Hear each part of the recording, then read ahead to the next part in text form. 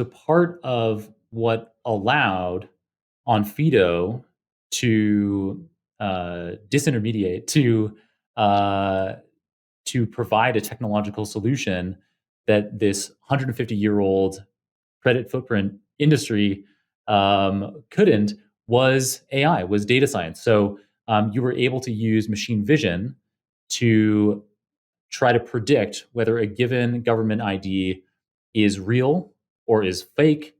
And then subsequently, you can match the person's face to their ID. And so, as you say, this goes beyond, um, just looking at somebody's address, which could easily be falsified. So, was that like, how did that come about? How did you realize that there was this potential AI-driven solution? So we had our technical co-founder. It just so happens that his university thesis was using machine learning to spot wildlife in 25,000 photos of the jungle. Right. And he was explaining it to me, and he explained how these models can be trained to recognize patterns, and then when you feed it more data, it's at first human assisted machine learning, and then can do it at scale more effectively, and so on. So then that's when I started to say, if there were to be a government ID, can you see these patterns? Because this is structured data.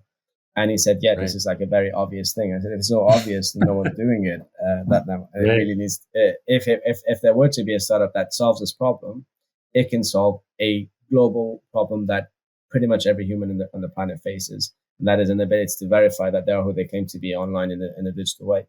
And then I went into, and I continuously have done, I've got a habit of going on about how much of a broken system we have as far as identities is broken and getting worse, and how the credit bureaus are fundamentally predicated and historically have been around exclusion of people.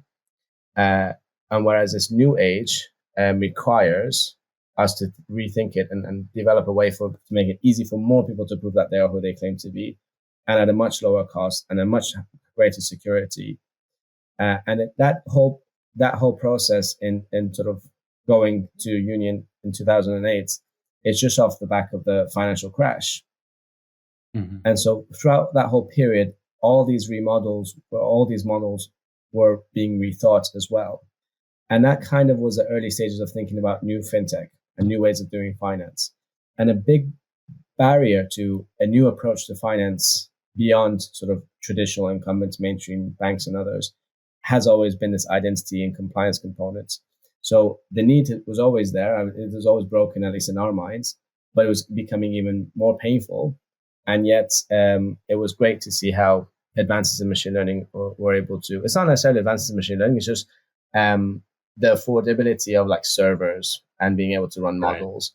Right. And all this, to my earlier points around the tools to actually get a system going, became so much more accessible and affordable that we could start playing with prototypes.